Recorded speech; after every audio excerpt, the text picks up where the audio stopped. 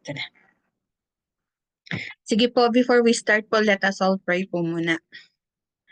Yes, Lord. Hallelujah, hallelujah, Lord. We praise you, we glorify you, Panginoon. We give you thanks, Lord. Maraming salamat, Panginoon, for today, for giving us a chance, Panginoon, for this teaching, Panginoon, na maunawaan at maintindihan namin, Panginoon, ang kahalagahan ng inyong salita sa gabing ito, Panginoon, Lord. Maraming salamat, Panginoon, sa inyong patuloy na pagsama sa amin, sa aming buhay, Panginoon. Lord, bago po kami magsimula sa gabing ito, humihingi kami ng kapatawaran sa lahat po ng nagawa naming kasalanan. Ano man po, Panginoon, yung mga narinig namin, nakita ng aming mata, ano man po, Lord, yung mga actions na nagawa namin, mga salitang binitawan namin, Lord, na nakasakit ng damdamin ng aming kapwa, Panginoon. Humihingi po kami, Panginoon, ng kapatawaran sa lahat ng ito, Panginoon. Dalangin namin, Lord, na patuloy niyo pong siyasatin ang aming mga puso, ano man, Lord, yung bahid ng karumihan, na nakikita niyo, Panginoon, sa aming puso, Lord, na nagiging hadlang upang kayo malayang makakilos. Lord, patawarin niyo po kami, Panginoon. Linisin niyo po kami, Panginoon, ng banal na dugo ng inyong anak na si Jesucristo, Panginoon. Upang makapagpatuloy po kami, Panginoon, sa inyong harapan, Lord, in Jesus' name. And Lord, dalangin ko po sa gabing ito, Panginoon, na ihanda niyo po ang puso ng bawat isa sa amin, Panginoon, na maunawaan namin at maintindihan, Panginoon, ang bawat salitang inyong ibabahagi sa amin sa gabing ito, Panginoon. Lord, dalangin ko po, Panginoon, na samahan niyo po ako, Panginoon. Lord, dalangin ko na ibaba niyo ako sa pinakamababang antas ng aming buhay, Panginoon, upang kayo lamang, Lord, ang maitaas sa aking buhay, Lord. At ganun din po, dalangin ko, Panginoon, nawa ang banal na Espiritu ay samahan ako, Panginoon, to lead me, Panginoon, and to guide me, Panginoon, sa bawat salitang bibigkasin ko, Panginoon, sa gabing ito, Lord. In Jesus' name I pray na continue to give me wisdom, knowledge, and understanding, Panginoon, sa katuroang ibabahagi sa gabing ito, Panginoon. Ganon din po, Lord, sa aking mga kapatiran na makikinig, Panginoon, sa aming lesson 3 and 4 post-encounter, Panginoon. I pray that you prepare their heart, Panginoon.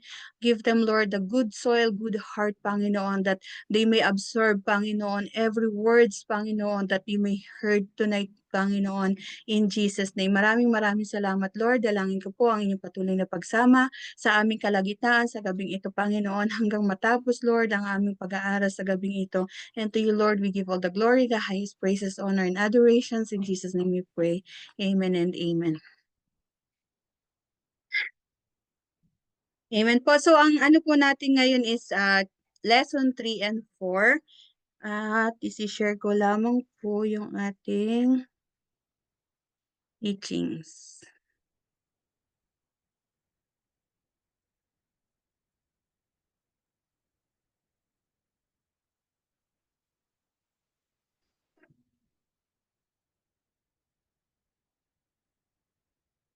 So, ang ating pong teachings for tonight po is about social life. In lesson 3 po is the title of our teachings po is social lives.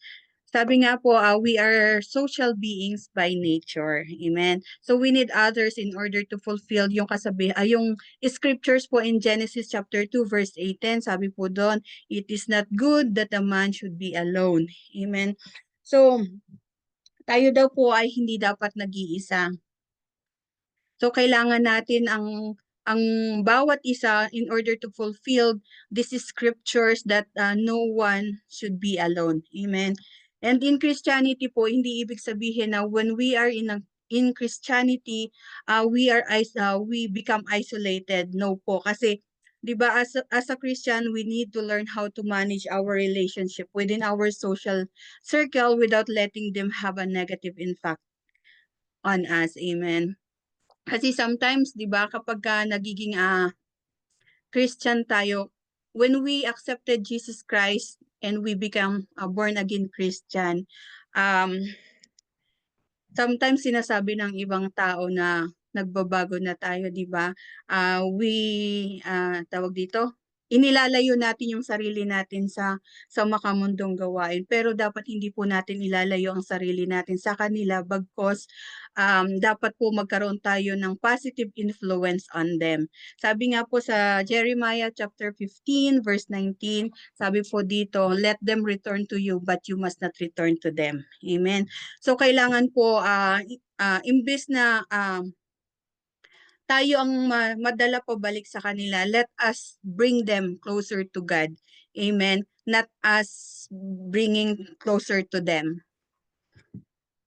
So nung nag-EGR po tayo or nung nakilala po natin ang Lord sa buhay natin, nagkaroon po tayo ng challenges, di po ba, sa buhay natin as a Christian. We encountered many challenges sa buhay natin when we become Christians, especially when every after encounter, doon nagsisimula talaga yung challenges natin as a Christians.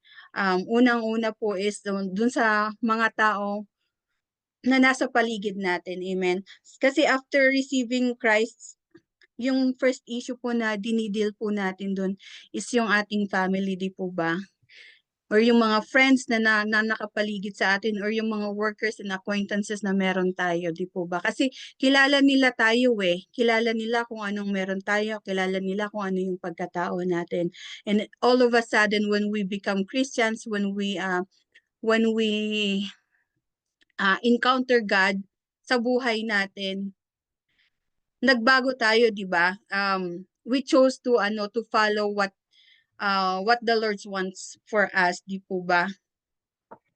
Kaya minsan kino-confront tayo ng mga tao na, totoo ba, Christian ka na? Totoo ba na hindi ka na nagiinom ngayon? Totoo ba na hindi ka na naninigarilyo or hindi mo na ginagawa yung mga bagay na dati mong ginagawa, di po ba? Yun, nagkakaroon tayo ng kini-question tayo ng mga taong nakakakilala sa atin before, 'di ba? Pero wag po nating hayaan na ma-brainwash tayo ng mga taong yun. Wag nating hayaan na ang sarili natin is maapektuhan ng mga tao na nasa paligid natin na hindi pa nakakakilala sa Lord. Amen. So, dahil kailangan po natin na maging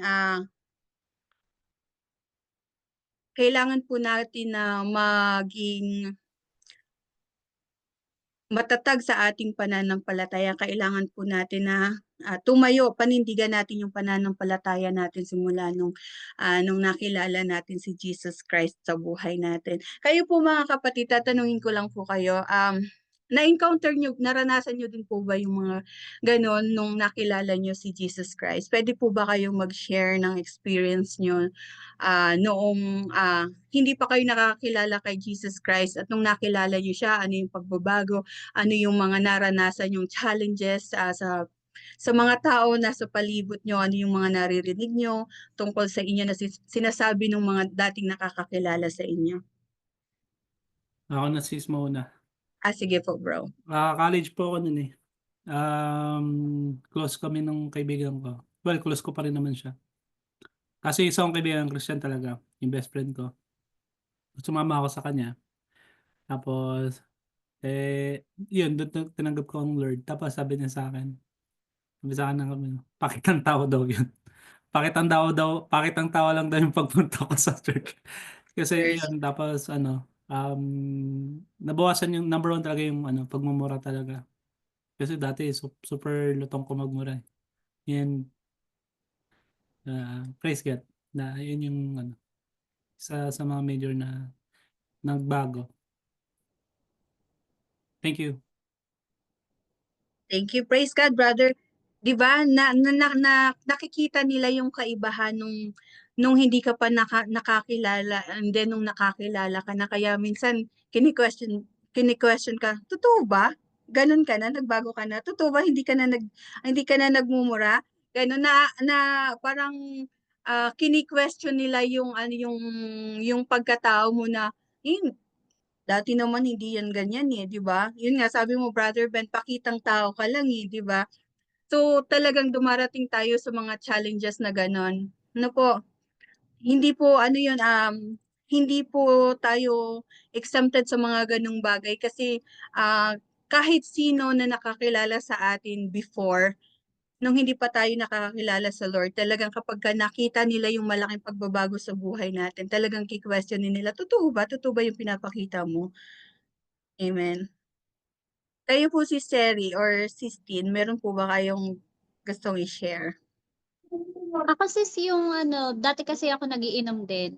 So lahat ng mga parties, birthdays, ganyan kung saan yung mga friends. Siyempre, parang nang nakakilala na kami, hindi na ako umiinom. Tapos parang sinasabi, porket ano lang, ganyan-ganyan.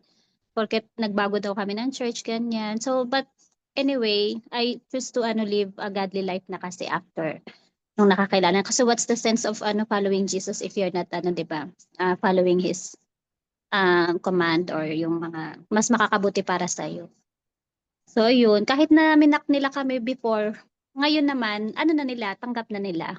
Kumbaga, pumupunta pa rin kami sa mga kung ano yung mga occasions, but inaano na namin, alam na nila na hindi na kami uminom. So hindi na nila kami inaaya or binibigyan, parang ganun. Yan, praise Amen. God kasi malaking ano din yun. Ayan, praise God. Amen. Praise God. 'Di ba? Kung noon, umaayon tayo sa gawain ng mundo. Kasi kahit ako din dati is umiinom din ako. Pero nung nakakilala ako sa Lord, kasi nga 'di ba sabi ng Lord na our body is the temple of God. So hindi dapat natin siya nilalapastangan kasi ito ay pag-aari ng Diyos. So bakit kailangan pa nating sirain yung katawan natin by drinking, 'di po ba? Kaya nung nakakilala din ako sa Lord, iniwasan ko na din 'yon, and then basta lahat ng mga alam kong hindi nagdi-displease sa Lord is little by little talagang I tried na iwasan na kasi para naman para naman makita ng mga taong dating nakakilala sa akin kung gaano kalaki yung pagbabagong nangyari sa akin magmula ng nakilala ko ang Lord. Ganon din sa inyo, si Cherry, Brother Brent, si Steen. Simula nung nakakilala kayo kay Lord, ang laki ng pagbabagong ginawa sa buhay niyo ni Lord. At kayo, nagiging, yun nga, di ba, pagka alam na nila na kayo binago na ng Lord, most of the people nasa paligid natin, they respected na kung ano yung, 'di ba, yung pinaniniwalaan mo, hindi ka na nila aayain na mag-inom, gano'n, 'di ba? Hindi ka na nila aayain pa na bumalik pang muli. And then dapat panindigan po natin 'yan at huwag tayong magpapadala sa temptations. Amen. So huwag tayong magpapa-brainwash sa kanila na dahil porque nakilala natin yung Lord is hindi na tayo magiinom, hindi na tayo maninigarilyo, hindi na tayo magsusugal, gano'n. So kailangan po natin panindigan yung pananampalataya natin, yung paniniwala natin sa Lord simula nung tinanggap natin siya. And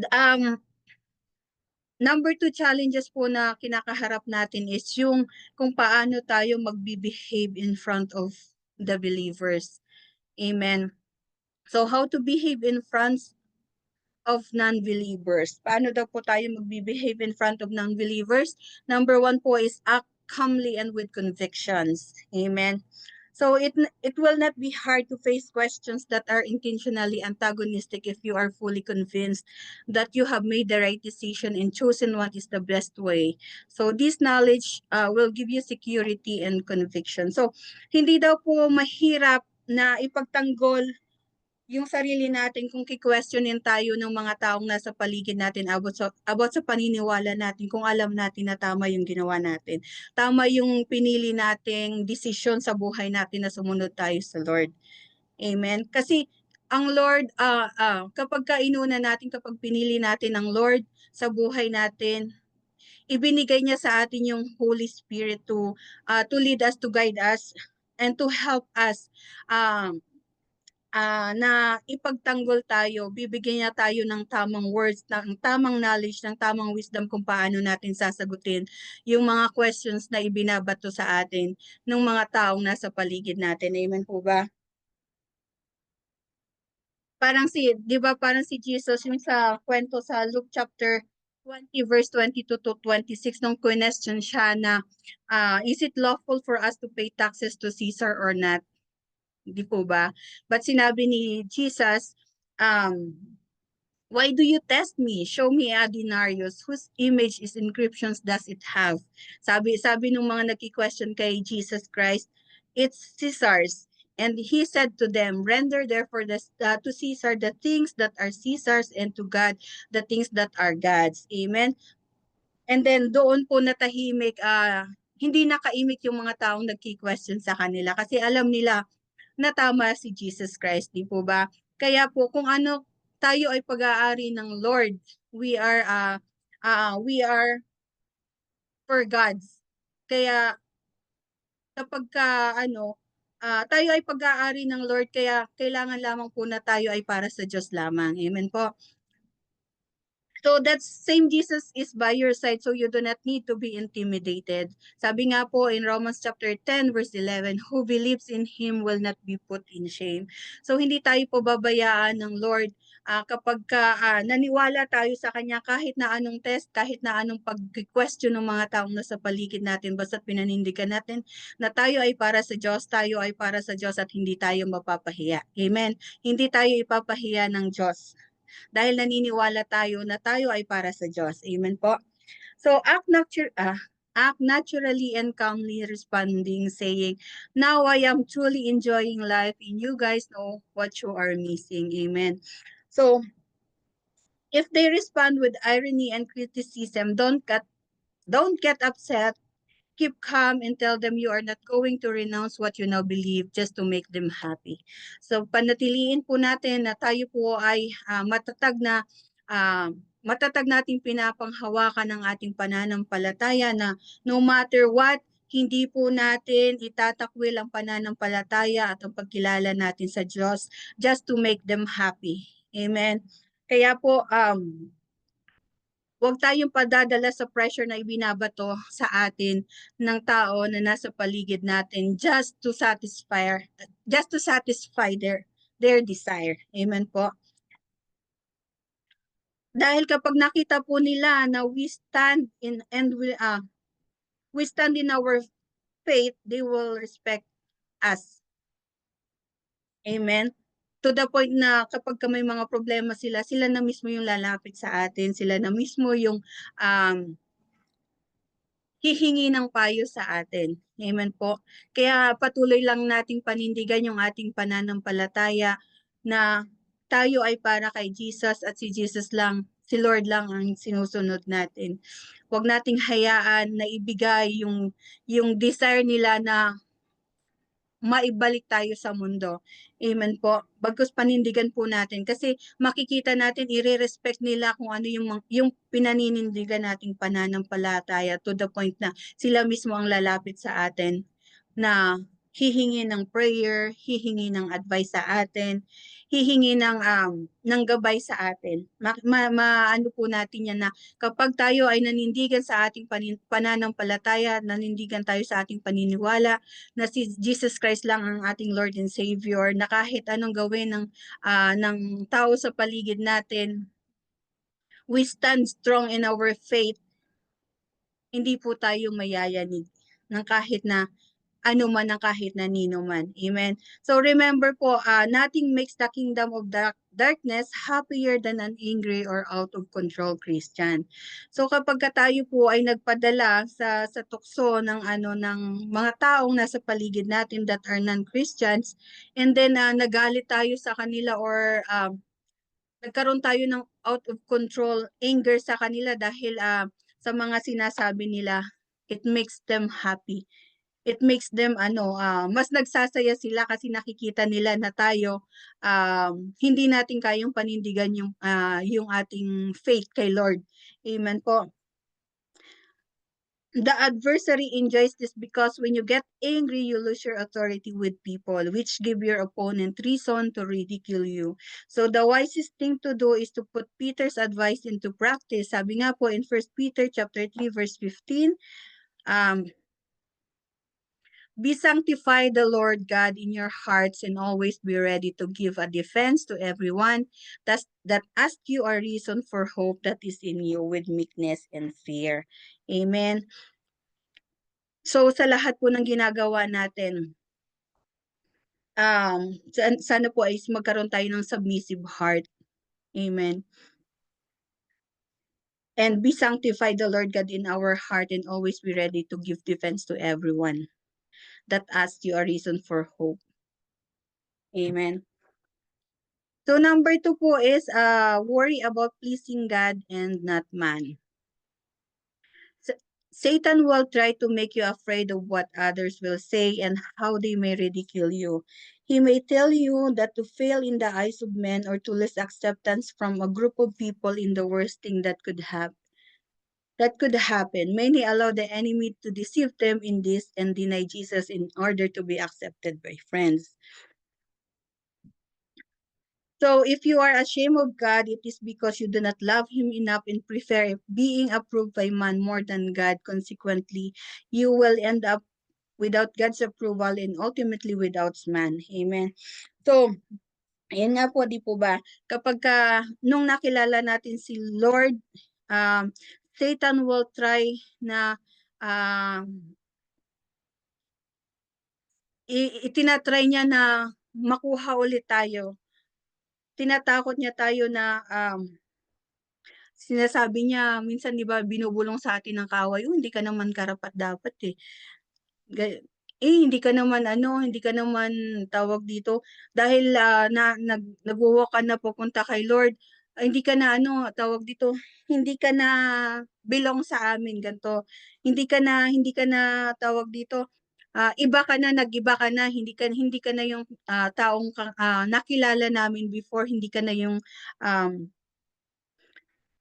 hindi ka na yung tawag dito, iba ka na, nag-iba ka na. Hindi ka na included sa amin, sa grupo namin kasi iba na yung paniniwala mo. Amen. Sometimes po dahil ayaw natin mawala sa ating mga kaibigan, sometimes nadadapa tayo na ginagawa natin ang lahat para lang ma-please ulit natin yung mga friends natin. Pero hindi po dapat yun yung isipin natin. Bagkus po, we have to worry about pleasing God. Hindi po yung mga tao na nasa paligid natin. Ano man yung sabihin nila, don't mind them kasi hindi naman sila yung piniplease mo kundi ang Lord. Kaya wag po tayong mahihiya, wag po nating ikahiya ang Diyos sa buhay natin. Kasi kung ikinakahiya natin ang Diyos sa buhay natin, ibig sabihin po, hindi natin siya ganun kamahal. Hindi natin ganun kakilala ang Diyos sa buhay natin kung kakahiya natin siya sa mga kaibigan natin or sa mga taong nasa paligid natin or sa mga kamag-anak at sa family natin. Amen po. So dapat daw po hindi natin po ikinakahiya ang Diyos sa buhay natin. Tulad na lang dun sa kay King Saul sa 1 Samuel chapter 15 verse 24, kasi si King Saul po ba bumagsak siya kasi he pleased men instead of God. Amen. So which caused God to reject him as a king.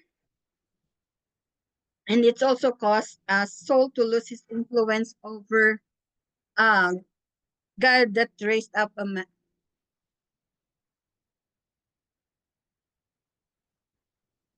It's also caused Saul to lose his influence over. So makikita po natin yung kwento ni King Saul sa 1 Samuel chapter 15. So that's why ang ginawa ng Lord is nag-raise up siya ng man which is David, who loved him above everything and everyone else. So kung ang piniplease daw po natin is ang tao at ang hindi si Lord, pwede po tayong malayo ulit sa Lord. Pwede tayong matulad kay King Saul na nawala siya bilang sa pagiging hari dahil hindi na si Lord yung pinaglilingkuran niya, hindi na si Lord yung piniplease na kundi yung mga tao na. Pero dapat daw po magkaroon tayo ng puso na katulad ni David na mahal niya ang Diyos above everything and above everyone else. Amen. Di po ba dun sa 1 Samuel chapter 17 verse 45, 46 and chapter 18 verse 6 to 7, di ba yung nung nakipaglaban si David kay Goliath in honor to God, ginawa niya yun para ma-lift yung pangalan ng God. Amen? Na sabi niya nung nakikipaglaban siya kay Goliath, although malaki si Goliath, pero mas malaki ang Lord na pinaglilingkuran ni David. Kaya niya natalo si Goliath kasi alam niya sa puso niya na may malaki siyang Diyos. At yung Diyos na yun ang makikipaglaban kay Goliath. Amen po. So the key is for us to remember Christ's sacrifice at Calvary and decide to show that the Lord was not in vain. We should be Christians of convictions, not of convenience. Amen. Sabi nga po dito, don't act spiritual in church and then outside, act as if you did not know Christ. So treat the word as you would someone you deeply love, defending him when others are hurting or mistreating him. So recognize he is worthy to be honored and pleased, even if you lose the respect of others by doing it. Amen. So, kailangan daw po hindi lang tayo nag-a-act at hindi lang po natin ipinapakita na we are spiritually walking in God kapag nasa church tayo, but also daw po outside kailangan natin na ipakita na lumalakad tayo, naaayon tayo sa kagustuhan ng Lord. Amen. Yung mga ginagawa natin, how we treat others, how we love others, is dapat po is nag-glorify ang Lord sa mga ginagawa natin. We honor, sa everything we do, we honor the Lord in everything we do. Amen. Kasi He is worthy to be honored and pleased. Amen. Kahit nga po, kahit na i-persecute tayo ng other people dahil sumusunod tayo sa kagustuhan ng Lord. Pero tandaan po natin mga kapatid, sabi nga po sa Mateo chapter 5 verse 10, blessed are those who are persecuted for righteousness sake, for theirs is the kingdom of heaven. Kung tayo po ay pinipersecute dahil sa Lord, sa pagsunod natin sa righteousness or sa kagustuhan ng Lord, lagi po nating tatandaan na we have this promise of God that that is waiting for us, the kingdom of heaven. Amen. So yun po yung lagi nating panghawakan na no matter what, kahit ano man po yung paghihirap, pag-persecute or yung mga sinasabi ng tao sa atin, panindigan po natin yung pananampalataya natin. We have to be matatag po sa ating pananampalataya dahil yun po yung pangako ng Lord sa atin that the kingdom of God is for us pagka nagtagumpay tayo. Amen. Nagtagumpay tayo, matagumpay nating nalakaran kung ano yung kagustuhan ng Lord sa buhay natin. Sabi nga po sa Matthew chapter 10 verse 33, but whoever denies me before men, him I will also deny before my Father who is in heaven. Amen. So having this truth in mind, you need to renounce being a secret disciple of Jesus and confess him before man so that he will confess you before the Father. So kaya po kailangan nating maging bold sa ating pananampalataya. Kailangan po nating ipakita na tayo ay lumalakad sa kagustuhan ng Lord. Maging bold po tayo na disciples ni Jesus Christ, hindi po secret disciples. Kasi sabi nga po dito sa Matthew chapter 10 verse 33, whoever denies me before men, I will also deny before my Father who is in heaven. And ayaw din naman po nating mangyari yun, di po ba? Na i-deny tayo ni Jesus Christ when before na hindi niya tayo kilala sa Lord, di po ba? Ayaw po nating mangyari yon. Kaya po kailangan magkaroon tayo ng bold na pananampalataya natin, bold na pagsunod kay Jesus Christ. Amen po. Kaya wala po tayong rason to feel ashamed kapag ina-ask tayo ng questions or pinagtatawanan tayo. Huwag po tayong padadala sa mga ganong demands. Kasi tapat po yung Lord na pinaglilingkuran natin eh. Amen. So kapag dininay po natin siya, ayaw din po natin na mangyari na i-deny din tayo ng Diyos before the Father in heaven, di po ba? So kaya po kailangan lumakad tayo ng naaayon, maging matatag tayo sa ating pananampalataya, at maging bold tayo sa ating pananampalataya, maging bold tayo sa pagsunod sa Jesus, kay Lord Jesus Christ. Amen po. So, kaya po, wag nating iisipin kung paano natin mapi-please ang mga tao sa paligid natin, but ang lagi nating iisipin ay kung paano natin mapi-please ang God sa lahat ng ginagawa natin sa buhay natin. And letter C po is to understand your new position in Christ. So, as a believer po, we are to be light shining on whoever we meet. Amen. Sabi nga po sa Matthew chapter 5 verse 14, you are the light of the world. We are the light of this world po. Kasi tayo, yung mundo pong ginagalawan natin is madilim. And tayo po na ng mga nakakilala kay Lord, tayo po yung nagiging ilaw ng mundong ito, to give them light para makita nila yung liwanag sa kanilang buhay. Amen. Being a light is living as Christ would live here if he were in our place.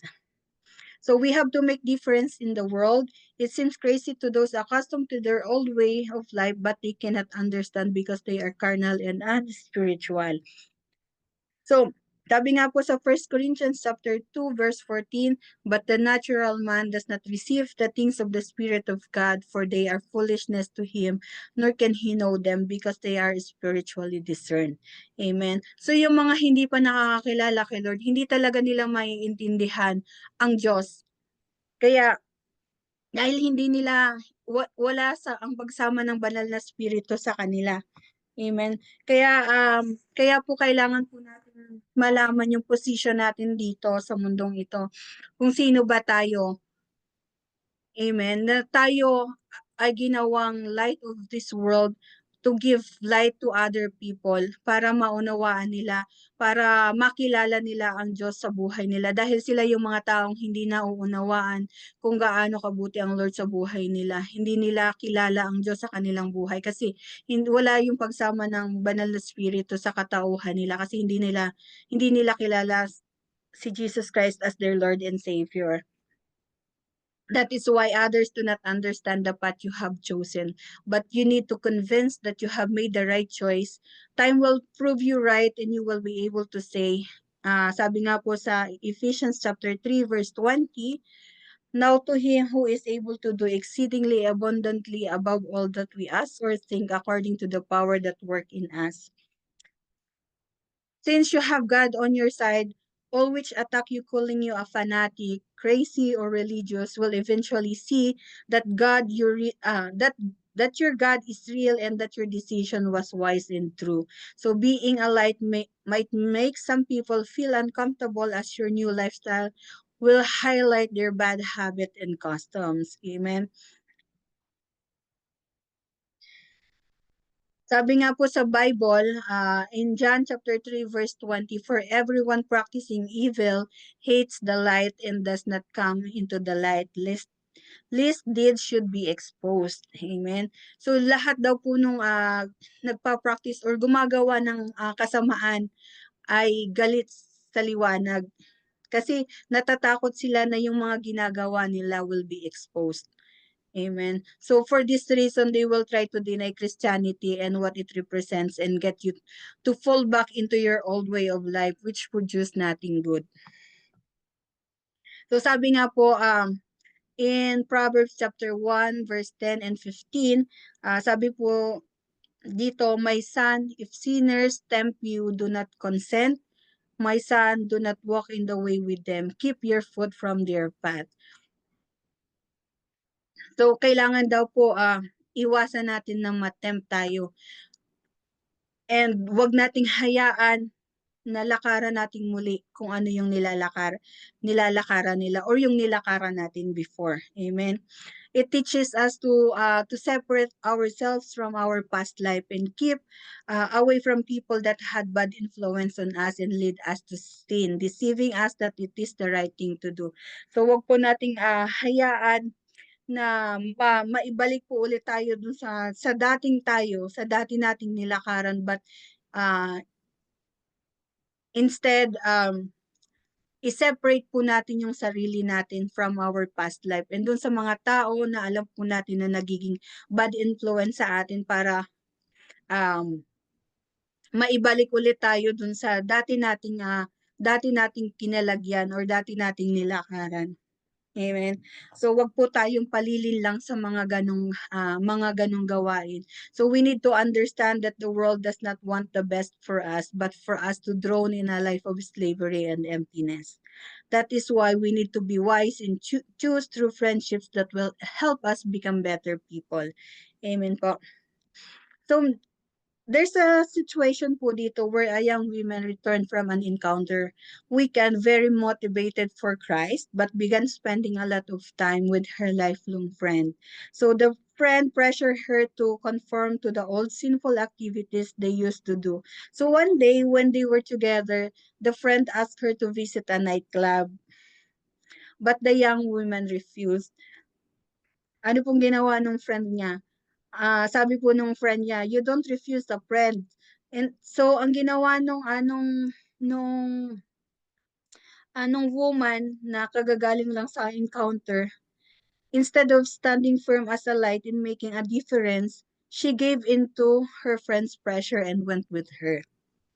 Amen. So returning from the nightclub, she felt the weight of conviction come upon her, which comes when we fail the Lord and fall back into the old vices.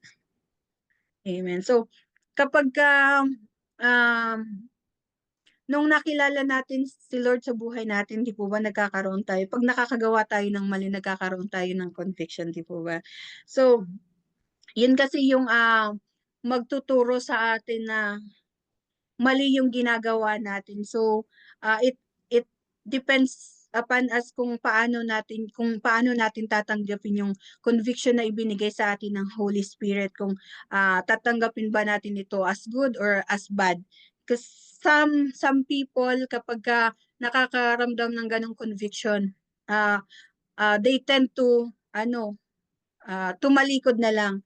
But as a Christian, kaya nga po laging sinasabi na kailangan natin na panindigan at kailangan nating maging matibay sa pananampalataya natin sa Lord. When we feel the conviction, wag po nating talikuran yung pananampalataya natin. Amen. Bagkus po, mag-sought tayo ng help dun sa mga natin, sa mga dun sa mga matatanda nating kasama sa church like Sis Lai, Brother Jun, na alam natin na makakapagbigay sa atin ng good advice kung paano natin matatalikuran totally yung dati nating ginagawang mali. Amen. And then in this story po, yung woman, at least she then sought help from mature Christians instead of staying in guilt and sin. So she learned her lesson and was restored before God and men. So yun po, kaya po pagka nagkakaroon tayo ng conviction, ayun po ay isang pagtuturo sa atin na meron tayo pong nagawang mali na kailangan nating itama. Pero hindi po natin dapat talikuran, bagkus dapat po mas lumapit tayo sa Lord. Dapat po mas mag-seek tayo ng advice dun sa mga matured Christians or dun sa mga nakakataas sa atin, like sa mga leaders natin. Amen po. Para ma-restore yung relationship natin sa Lord. And letter D po is have fellowships with other believers. So the believer who has no Christian friends will find it difficult to continue strongly.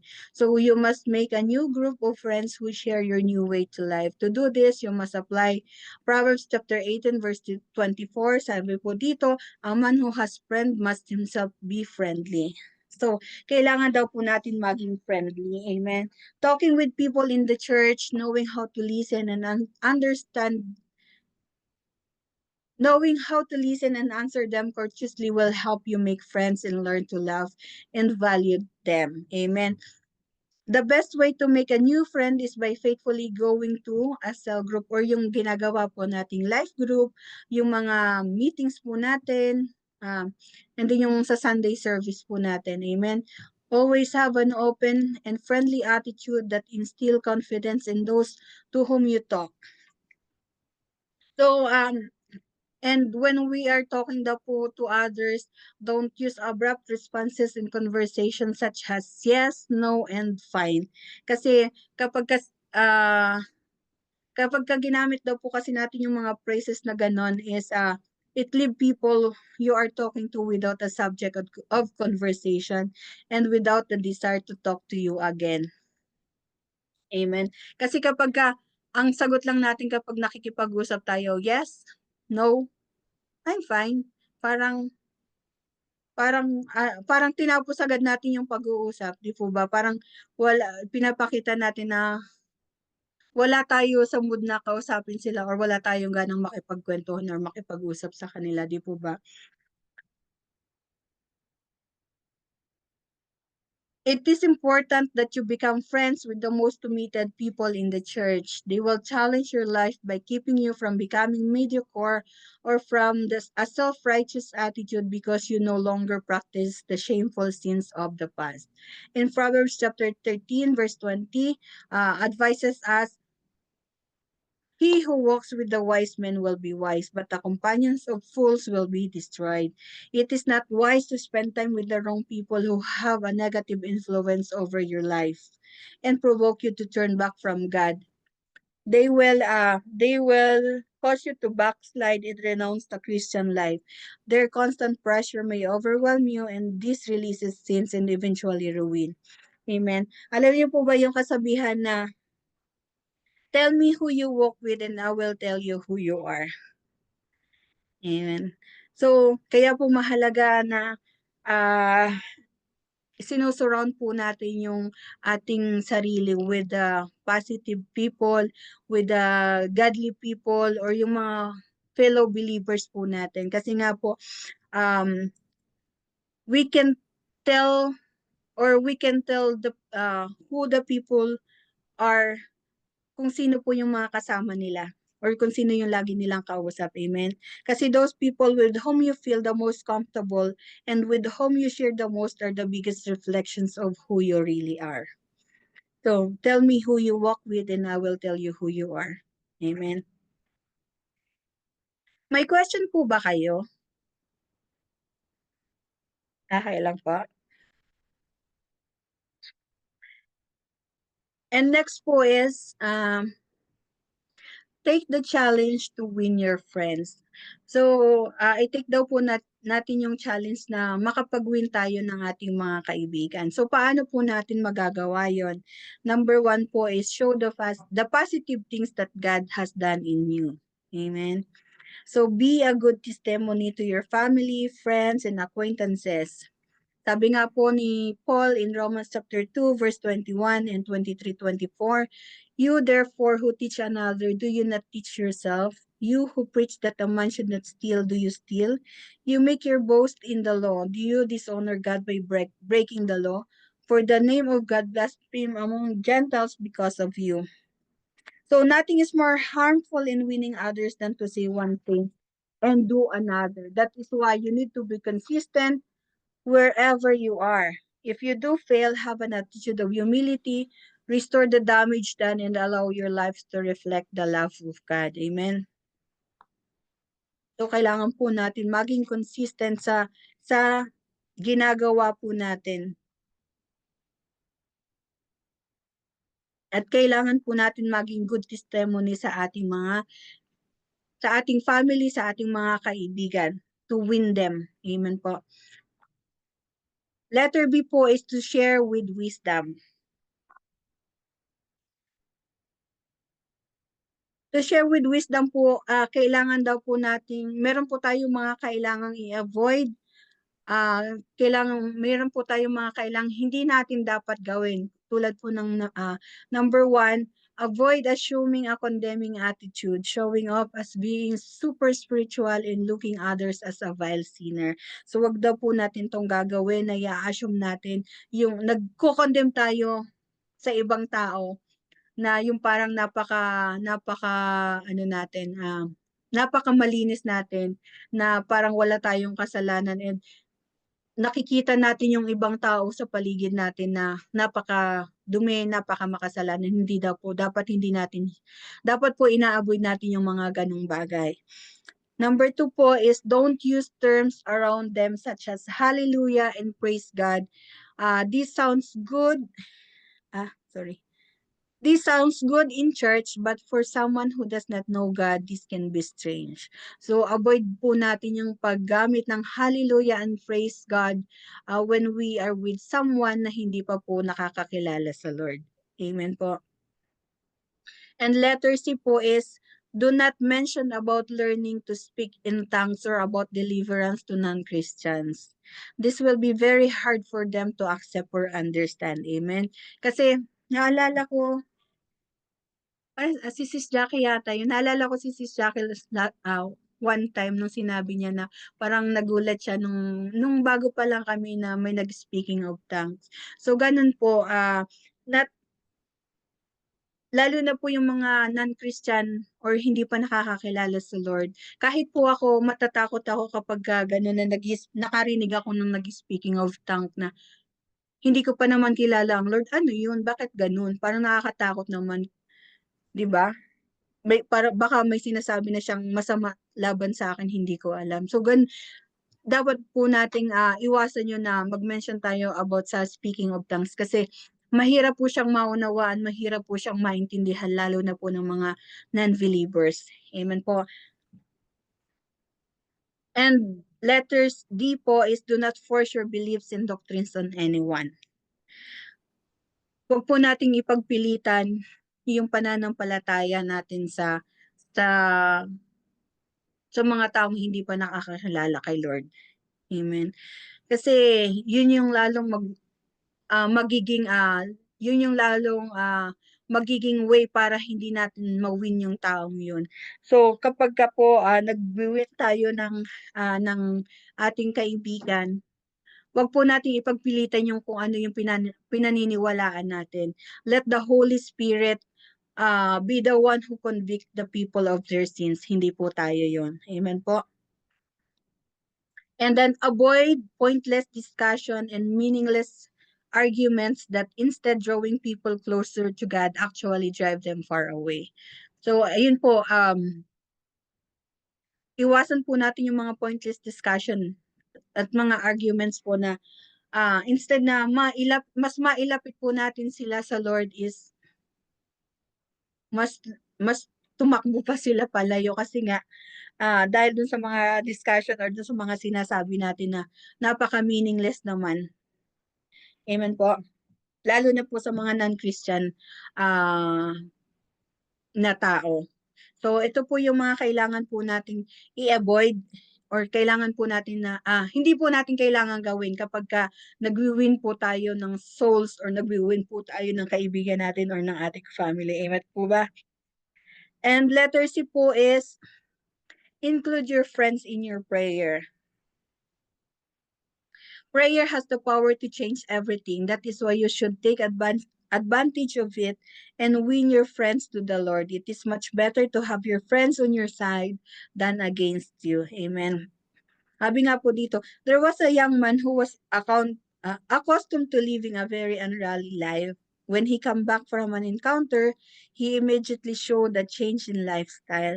This changed his previously bad reputation, so he was no longer deeply dissatisfied. He had a peace so unlike the fleeting happiness that many sins give. At the same time, he included his 3 best friends in his daily prayer and consequently won them for the Lord. Now they all serve God together. So dapat daw po we always believe, sabi nga po sa James chapter 5 verse 16, the effective fervent prayer of righteous men avails much. So persevere, amen. That is the only way you will win your friends for Jesus. effective and fervent prayer. Amen. Kailangan daw po natin i-apply those 3 things uh, na pinag-aralan natin to win our friends, to win our family. Ano po yung tatlong yon? Show the positive things that God has done to you. So, be a good testimony to your friends, to your family. And number 2 po is share with wisdom. So, iwasan po natin yung mga bagay na maaari makapag-disappoint or maaari makapagpalayo lalo sa kaibigan natin, sa family natin, sa Lord.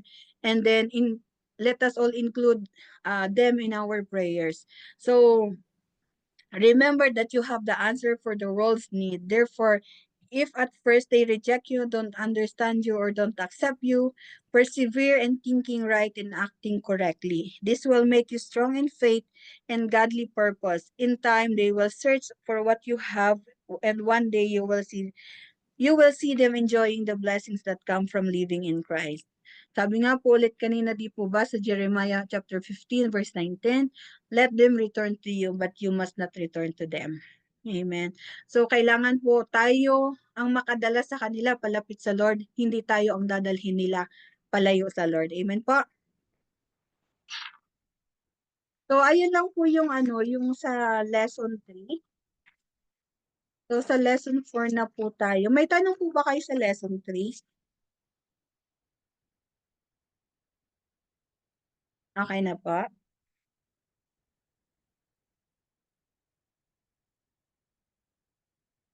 Or may naunawaan po kayo sa lesson 3? Na-explain ko po ba ng maayos? Or baka may tanong po kayo or or may gusto po kayong i-share sa lesson 3? Okay naman po.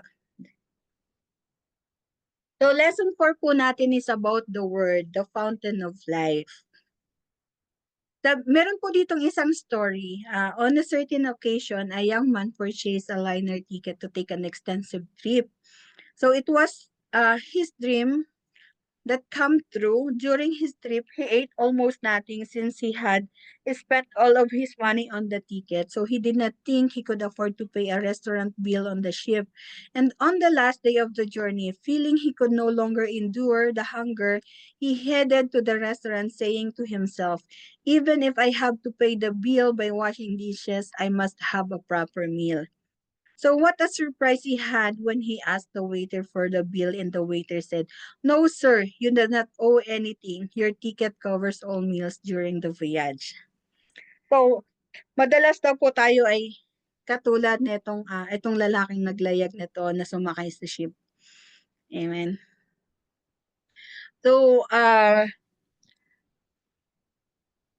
we have the fountain of provisions and blessings in our hand, the word of God. But though we have this fountain of life, with its promises, we do exactly as the young men in the story. We live without enjoying all the good things God has for us, ignoring the word and missing His promises and blessings. Amen. Kasi, nagre-rely tayo sa kakayahan natin, di po ba? Nagtitiis tayo, nagpapakahirap tayo. Tulad nung lalaki dito sa kwento na ito na tiniis niya yung gutom niya dahil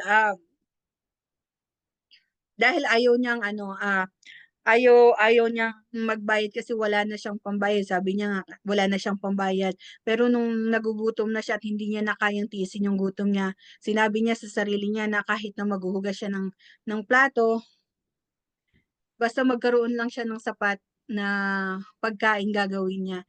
Ganon din tayo, di po ba?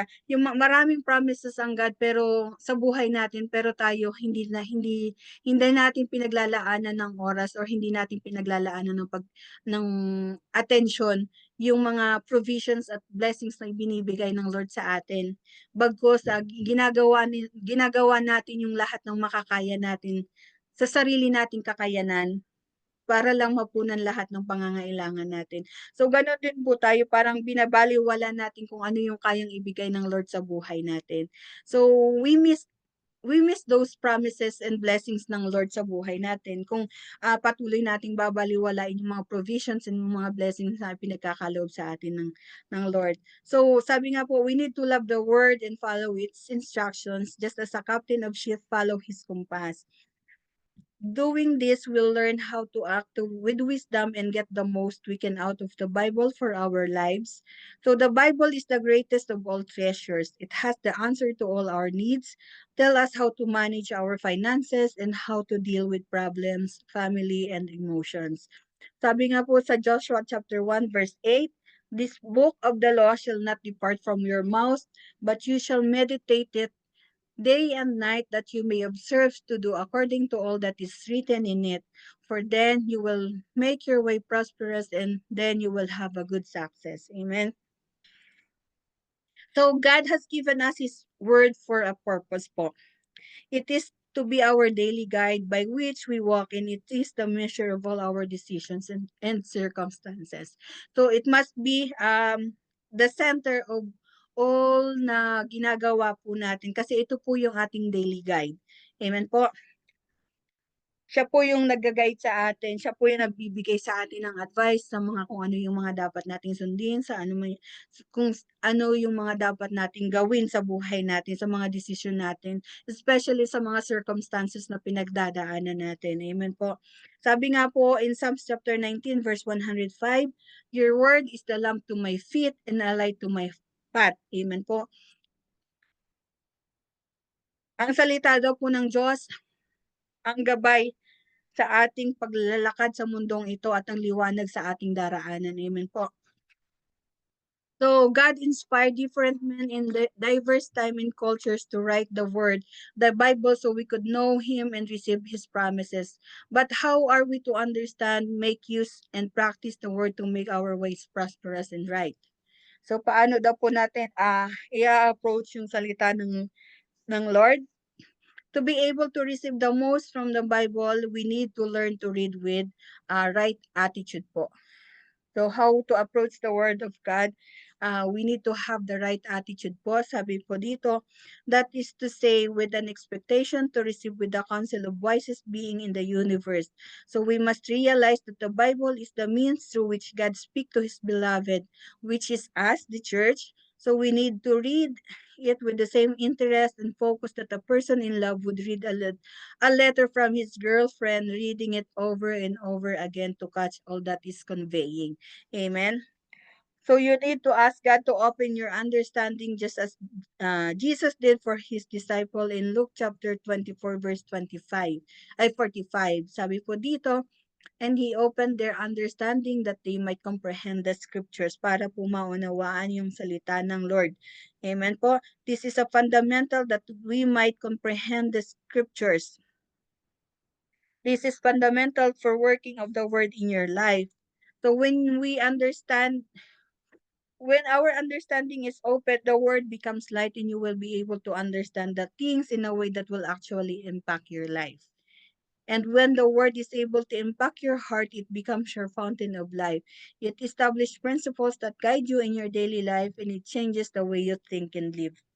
Kaya po mahalaga po na kapag nagbabasa po tayo ng salita ng Lord o ng Biblia, we have to have the right attitude po. And ask the Holy Spirit, ask the Lord to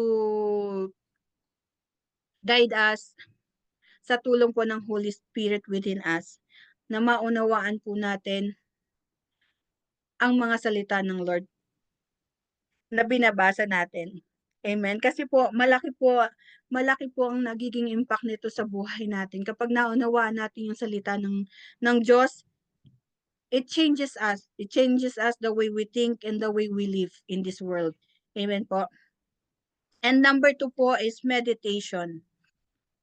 So the best way to meditate on the word is by asking yourself questions about the passage you are reading. You can ask yourself, what can this passage teach me? Or how can I apply what I have read? With what person do I identify most? Or what is God trying to tell me here? And so on. So it will also help you if you not only read scripture passages, but try to enter into the story by asking the Holy Spirit to bring them to life. This will help turn the dead letters into powerful, active truth, influencing you to pray with more strength and commitment. Amen. Sabi nga po sa Joshua 1:8, di po ba? This book of the law shall not depart from your mouth, but you shall meditate it day and night. Amen po. So, kailangan daw po natin i-meditate, namnamin natin yung mga salita ng Diyos na binasa natin, tanungin natin ang Lord kung ano yung tinuturo sa atin ng salitang binasa natin, kung tanungin natin yung Lord kung paano natin siya may apply sa buhay natin or sa bawat desisyon na ginagawa natin.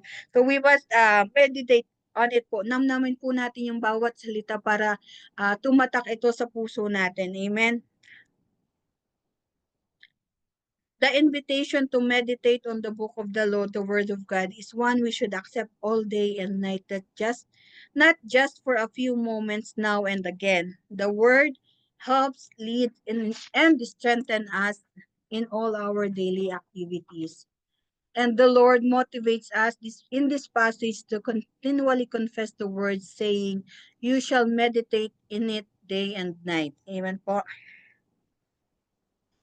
And number 3 po, on how to approach the words of God is obedience.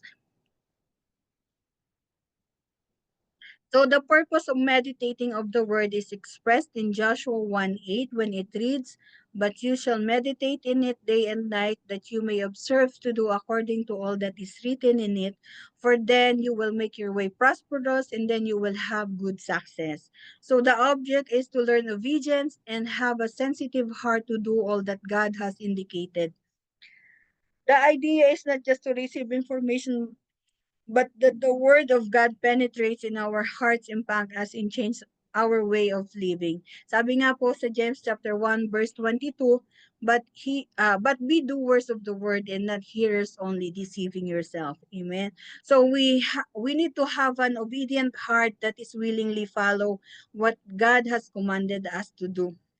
Amen. So hindi lamang po tayo yung hindi lamang po natin babasahin yung salita ng Diyos, kundi po kailangan po natin na magkaroon ng obedient heart, willing na sundin kung ano man po yung pinapagawa sa atin ng Lord.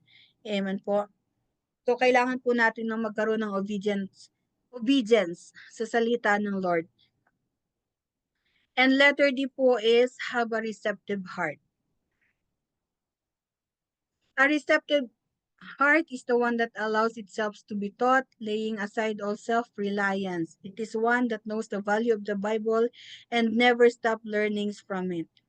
Sabi nga po in Psalms chapter 119 verse 96, "I have seen the consummation of all perfections, but your commandment is exceedingly broad." So, kailangan daw po magkaroon tayo ng receptive heart, yung handang magpaturo, yung heart na kayang turuan. Amen po, yung hindi tayo nagre-rely sa sarili nating kaalaman or hindi tayo nagre-rely sa sarili nating kakayahan. Amen po. Tulad na lang halimbawa kapag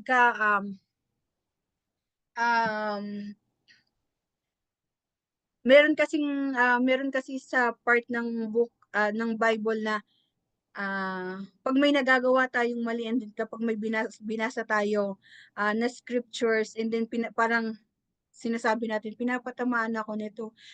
Sinasabi sa akin na baguhin ko yung puso ko na dapat hindi ito yung gawin ko, dapat magpatawad ako.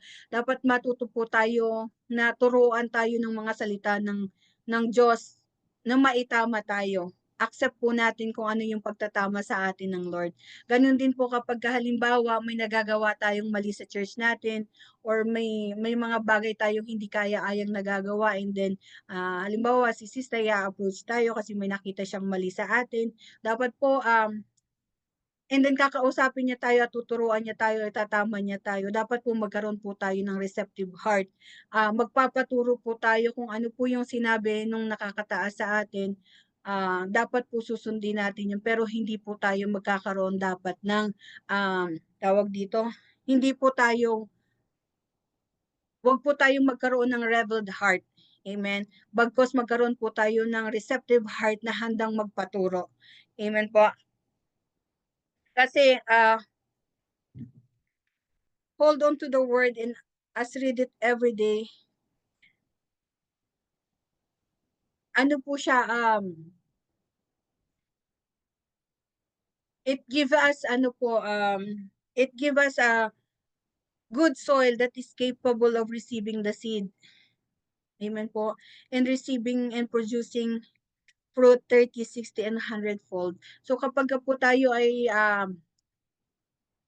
handang magpaturo, meron po tayong pusong handang turuan, nagkakaroon po tayo ng good soil. And we have this capable of receiving the good soil, the good seed na nagpo-produce po ng fruits. Ano po ba yung mga fruits na yon? Di po ba in Galatians chapter 5 verse 22 to 23 yung fruit of the Holy Spirit? Di po ba yung love, joy, patience, faithfulness, gentleness, di po ba? Yung mga fruit of the Holy Spirit, yun po yung napoproduce kapag ka nagkakaroon po tayo ng receptive heart. Amen po? And how to study the Word? Paano po natin pag-aaralan ng salita ng Lord? Everyone seeking God's desire to hear His voice in a personal and direct way, it isn't hard to believe that He is genuinely interested in us, that He loves and longs for us. Sabi po sa John 14:31, but that the world may know that I love the Father, and as the Father gave me commandments, so I do. Arise, let us go from here. So when you are studying the Word, the place, atmosphere, and time play a fundamental role. That is why you need to keep this suggestion in mind. So kapag daw po tayo nag-aaral ng salita ng Lord, kailangan daw po natin, number 1 is to choose a certain place. Amen. So whenever possible daw po, pag nag-aaral tayo ng Word of God is sa desk, yung nakakatulong sa atin na makapag-concentrate tayo doon sa binabasa natin at doon sa pinag-aaralan natin. Amen. So, sabi nga po dito, do not try studying on the bed when you are tired because your good intentions will most likely to turn into profound sleep. Amen. So, kailangan po natin pagka mag-aaral tayo ng salita ng Lord is pipili tayo ng certain place na where we are comfortable, walang makakabala sa atin, na makakapag-concentrate tayo dun sa binabasa natin. And number 2 po is, we need to buy a notebook and make it your devotional diary. So, kasi kapag kada po inalaw natin na magsulat sa ating devotional diary, nung mga words na ini-instill ng Lord sa puso natin when we are reading the scriptures, kapag ka po, halimbawa, may mga pinagdaanan tayo, madali po sa atin na mabalikan yung mga promises ng God sa buhay natin. Amen. This will allow you to write down all that God tells you and to be able to go over and over again when needed. So it will help you evaluate your progress and retain what you have learned since writing makes memorizing easier. Amen po. So kaya po mahalaga pag nagsusulat tayo ng devotions kasi ayan po yung nagiging reminder po natin doon sa mga pinagdaanan natin. Yan din po yung nagiging reminder natin kung nasaan na yung pananampalataya natin sa Lord. Amen. It's madali po nating mababalikan kung nasaan na ba tayo sa ating pananampalataya and kung kasi di po ba minsan kapag gumagawa tayo ng devotion, sinusulat din natin doon kung ano yung mga natutunan natin, ano yung mga ipinanalangin natin, kung saan tayo nakarelate no sa binasa natin, madali po natin yung mabalikan kapag may mga pinagdadaanan tayong problema. Di po ba? Pag halimbawa may pinagdadaanan tayo, pag binalikan natin yun at nabasa ulit natin, ay oo nga pinagdaanan ko na ito, pero ito ang pangako ng Lord sa buhay ko, kaya dapat hindi ako susuko kasi ito yung pinangako ng Lord sa buhay ko. Kaya mahalaga po na nagsusulat po tayo ng ating devotions. Amen po. And number 3 po is establish a study pattern.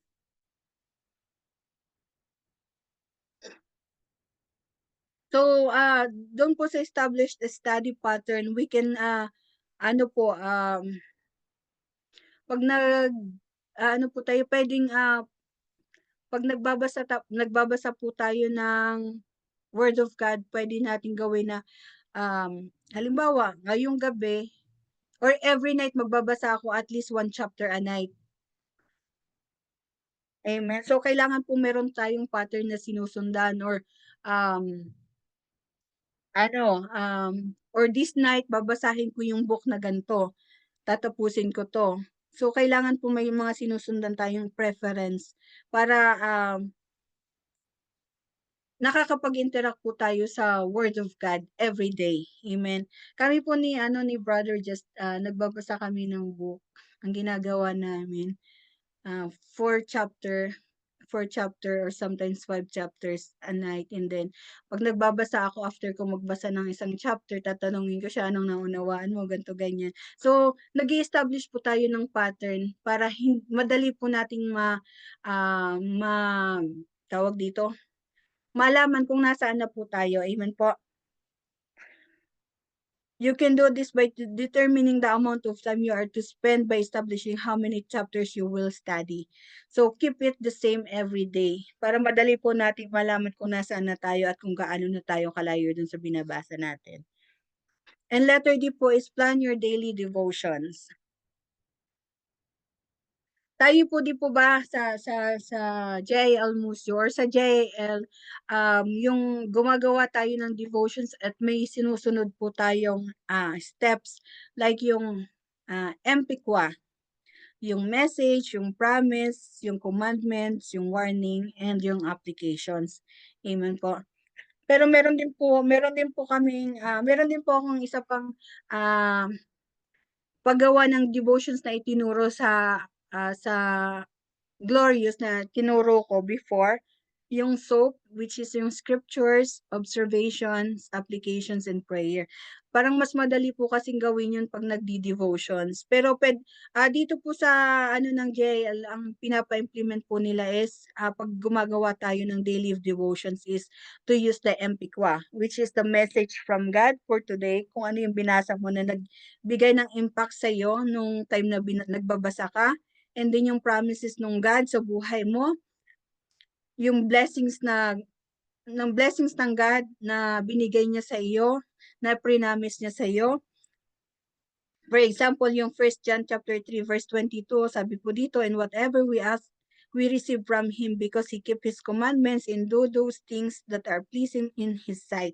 Amen. So the promise here is whatever we ask, we receive from Him. Amen. Pero yung commandment po doon is to obey, to keep His commandment and do those things that are pleasing in His sight. Amen po.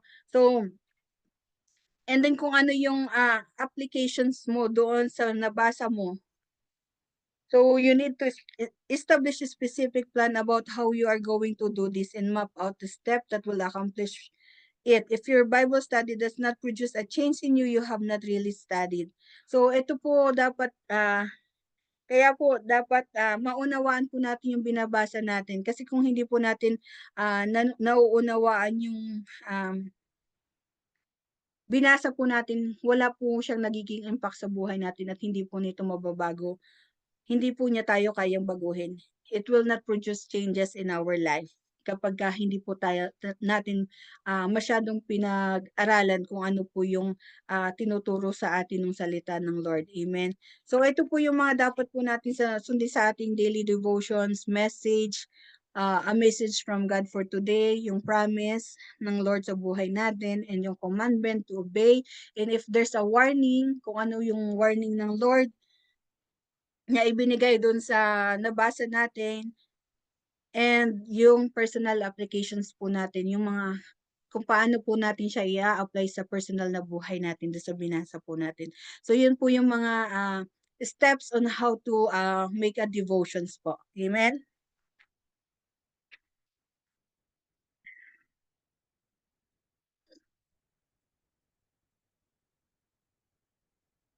Sorry po. Nagkakaroon ako ng na-allergy. And may mga benefits din daw po in studying the words.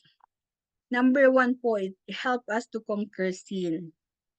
So when the word of God is treasured in our hearts, we have a place to go when temptations come knocking at our door.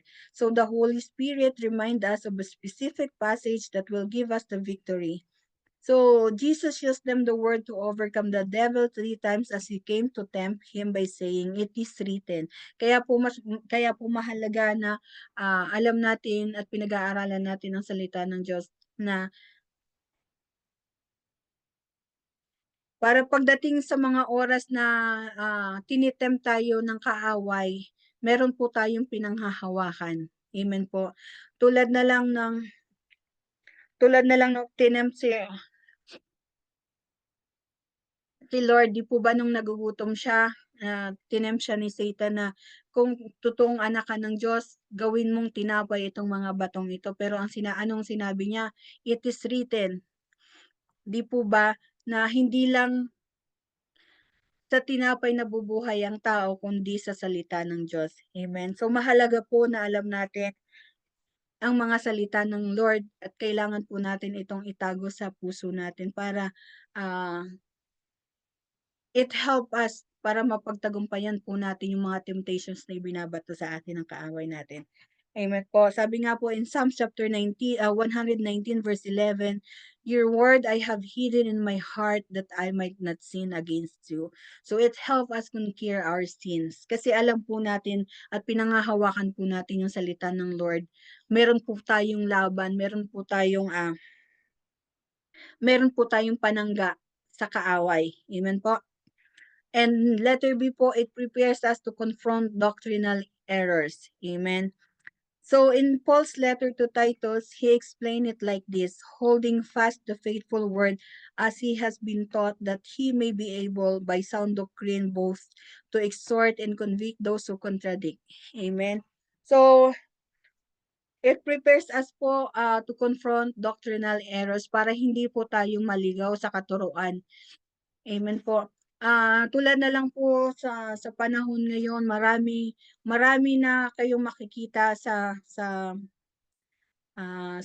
Facebook or sa social media ng mga false doctrine. Kaya kung hindi po natin alam ang salita ng Lord, pwede po tayong ma-deceive by those mga posts sa social media about sa mga false doctrine. Kaya po mahalaga na alam po natin ang salita ng Lord para po mailayo po tayo at mai-prepare po tayo sa mga maling katuruan. Amen po. And letter C po is it help us in our spiritual warfare. The Bible is like a sword used to attack and defend. With Bible verse, we can confront the enemy in order to him to let go of our lives, finances, mind, and emotions. Amen. Sabi po sa Ephesians chapter 6 verse 17, "And take the helmet of salvation and the sword of the Spirit, which is the word of God." So it help us po in our spiritual warfare. So every time po na ina-attack tayo ng kaaway, sa pamamagitan po ng Bible verse na nabasa po natin, na tumatak sa puso natin, kaya po nating i-confront yung kaaway natin. Amen po. Tulad na lang sometimes na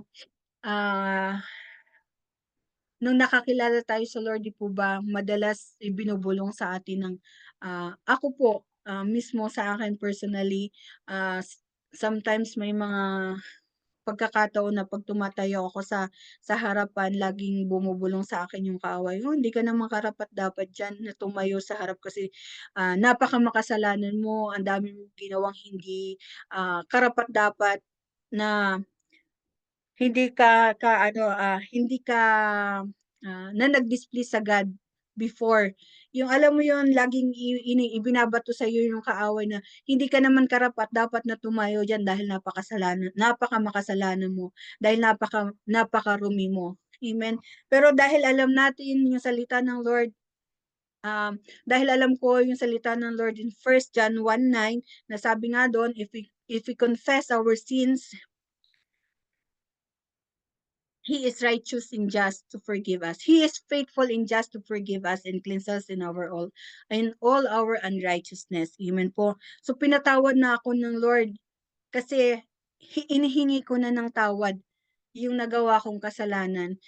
Kaya wala nang karapatan si Satanas or yung kaaway na i-bombard ako ng mga ganong words dahil alam ko pinatawad na ako ng Lord doon sa mga nagawa kong pagkakamali before. Amen po. So, mahalaga po na alam natin yung mga salita ng Lord to help us in our spiritual warfare. Especially po na ang ating battleground is ang ating isip. Amen po. Yung utak po natin ang ating battleground. At madalas doon po tayo tinitira ng kaaway. Maraming ibinubulong yung kaaway sa isip natin.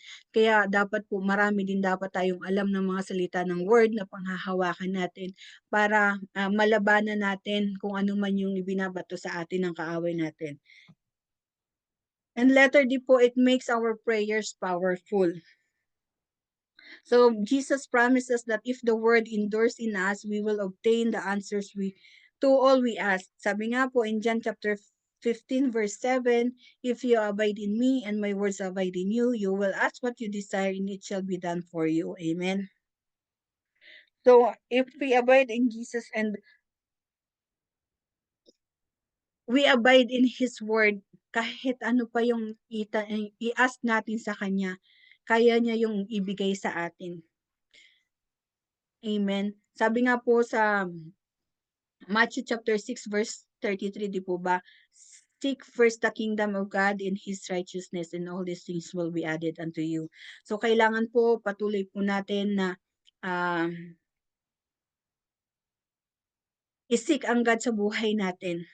Kasi it help us to make our prayers more powerful po.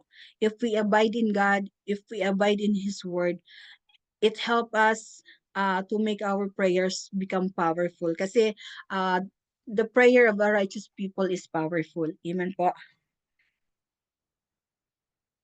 And letter E, it gives us the security of salvations. Amen. So when we first begin to walk with Christ, isa daw po sa special weapon ni Satan is to make your doubt of your salvations. He brings guilt into our lives to make us think that God has left us and that we are no longer worthy of His forgiveness. That's why the Lord assures us in 1 John chapter 5 verse 13, these things I have written to you who believe in the name of the Son of God, that you may know that you have eternal life and that you may continue to believe in the name of the Son of God. Amen. So, kung hindi po natin alam ang salita ng Lord, hindi tayo magkakaroon ng kasigurahan sa ating salvation kasi hindi po natin kayang panindigan kung ano po yung ating pananampalataya kasi hindi po natin alam yung mga salita ng Lord eh. Amen. So wala tayong kasiguruhan kung hindi natin alam yung mga salita niya kasi si Satan yun yung yun yung special weapon niya yung bigyan ka ng bigyan or taniman ka ng taniman ng mga kung ano-anong mga salita or ng guilt sa puso mo na hindi tayo karapat-dapat sa kanyang kapatawaran sapagkat tayo ay napaka makasalanan. Amen. But because because we know the words of God in 1 John chapter 5 verse 13 na sinabi niya doon that us who believe in the name of the Son of God, we may now have the eternal life. Amen. And if we continue to believe in the Son of God, we will have eternal life. So it gives us the security of salvation. Kahit ano pa ang ibato sa atin ng kaaway, kahit bigyan niya pa tayo ng kung ano-anong guilt na ipasok niya sa isip natin, kung alam natin na naniniwala tayo sa Lord na bibigyan niya tayo ng eternal life at patuloy tayong naniniwala sa Kanya, it gives us the security of salvation. Amen. Hindi tayo maapektuhan ng kung ano man yung ibinabato sa atin ng kaaway. And letter F po, it brings peace in afflictions. So nagkakaroon po tayo ng kapayapaan or ng kapanatagan. In advanced circumstances, our sustaining force in the word, hidden in our hearts and biblical promises, we have conceived from God. So the Lord encouraged his disciples, saying, "These things I have spoken to you, that in me you may have peace. In the world you will have tribulations, but with good of cheer, I have overcome the world." Amen. Yeah. Hindi, kasi yung ano ko, allergy. So it brings peace in it bring peace in us. Ayan po. So sa kung ano mang pagdaanan natin, sabi nga ng Lord, in this world we will have a tribulations, but be good of cheer, kasi siya na overcome niya na yung world, di po ba? Napagtagumpayan niya na ang mundo. Kaya kailangan po meron po tayong kapanatagan na ang salita ng Diyos ay nagbibigay sa atin ng kapayapaan sa puso natin, sapagkat alam natin yung mga pinangahawakan natin, yung mga salita ng Lord, yung kanyang mga pangako na kung nalagpasan niya, malalagpasan din natin yung mga pagsubok natin sa buhay, sapagkat kasama natin ang Lord sa buhay natin. And letter G po, it enables us to manifest our faith. Amen. So Peter exhorts us to be ready to defend ourselves from those who would ridicule the gospel, and to be prepared to answer those who want to know more. It is important that we are able to explain our faith and confront every attack whenever necessary. Amen. Kaya po mahalaga po na pinag-aaralan natin ang salita ng Diyos, kasi sa mga time na iki-question ka ng mga taong nasa paligid mo, kaya mong i-defend yung pananampalataya mo. Alam mo yung sinasabi mo, alam mo kung ano yung pinaniniwalaan mo, at kaya mong panindigan yung ginagawa mong pagsunod sa Lord, kasi alam mo yung mga salita niya na itinanim mo sa puso mo. Amen. Letter H po, it guides us through life decisions. Drawing near to the word will prepare you to face life with wisdom. So God will instruct and give you direction concerning every decisions in your life, family relationship, business relationship, friendship, etc. Sabi nga po sa Psalms chapter 119 verse 105, your word is a lamp to my feet and a light to my path. Amen. So yung mga salita po ng Lord, siya po yung nagbibigay ng direction, siya po yung nagbibigay ng guide sa bawat decision po na ginagawa natin sa buhay natin. Kaya nga po, di po ba, everyday pag nagpipray tayo, we ask for guidance sa lahat ng decision na ginagawa natin. And the Lord, sabi nga po niya, na ang kanyang salita, yun ang ilaw sa ating, siya po ang ilaw sa ating dinadaanan. Amen po. And letter I po, it guarantees us a successful life. In Joshua 1 chapter 8 explain that you shall meditate in it day and night, for then you will make your way prosperous, and then you will have a good success. So you will carry the seal of success, because God will prosper you in everything you do. So after reading and meditating on the word, always end your time with prayer. Ask God to teach you how to apply what you have learned during your Bible study. Seek for forgiveness for committed sins, and ask Him to take control of every area of your life. By doing this, you will, without a doubt, find success in everything you do. Sabi nga po sa Psalm chapter 119 verse 96 to 97, I have seen the consummation of all perfection, but your commandment is exceedingly broad. Oh, how I love your law. It is my meditation all the day. So, yun lamang po mga kapatid. Patuloy lamang po natin pag-aralin yung salita ng Lord, kasi yun po yung fountain of our life po. Ito po yung nagbibigay sa atin ng guidance, ito po yung nagbibigay sa atin ng wisdom, ng knowledge kung paano po yung tamang paglakad po natin sa mundo ito. Dahil sa mundo pong ito, we are living in the dark world. So we need to know the word of God for us to walk in the righteousness of God. Amen po. So kailangan mahalaga po na alam natin para alam po natin ang kung paano ang tamang pagsunod sa Lord. Amen po.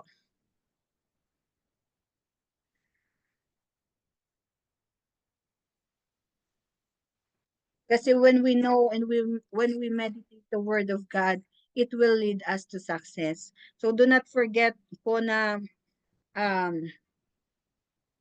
to take notes all the word na sinasabi po sa atin ng Lord para po may mababalikan tayo sa oras na may mga pinagdadaanan tayo or when we are in in a circumstances na hindi natin maintindihan yung mga bagay na pinagdadaanan natin. May mga mababalikan tayo na mga pangako ng Lord na sinabi sa atin before. So kaya po mahalaga na gumagawa po tayo at pinag-aaralan po natin yung Word of God and we take note of it po sa ating devotional diary. So, yun lamang po mga kapatid. Meron po ba kayong question?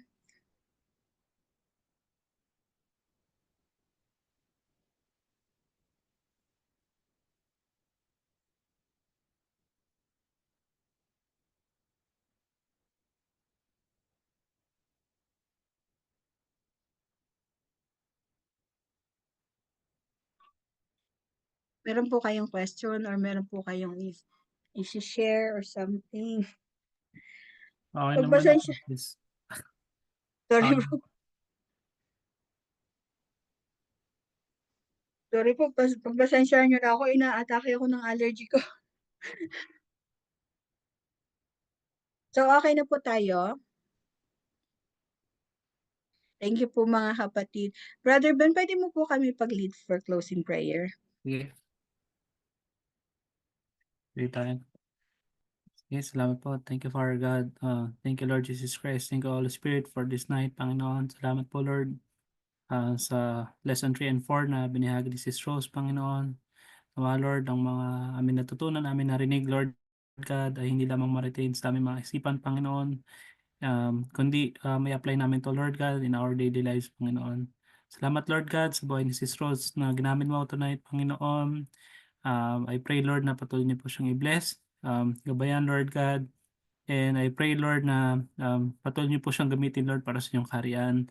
We also pray right now, Lord God, yung kagalingan niya, Lord, sa nararamdaman niya allergy in Jesus' name.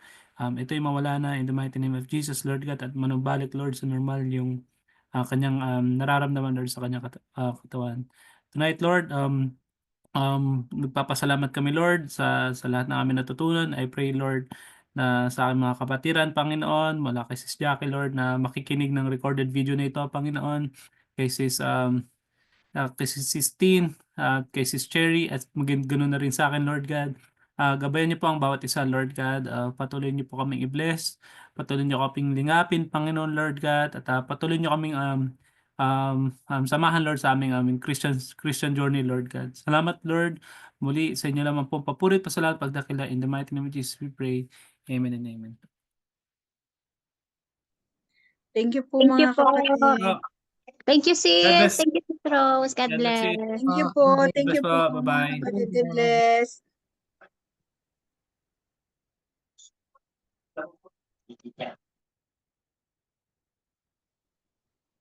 Ninong.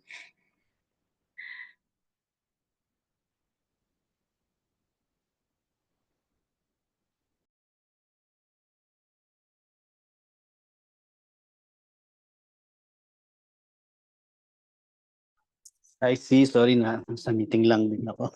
Okay na kayo? Okay na po, Ninang. Hindi ko po alam kung paano stop yung recording. Ako na sis ako. Okay. Thank you. God bless, sis. God bless. Thank you po. Ninang, pwede ko po bang mahingi ngayon para ma-send ko po kay Sis Jackie? Yeah, oo. Isasend ko sa'yo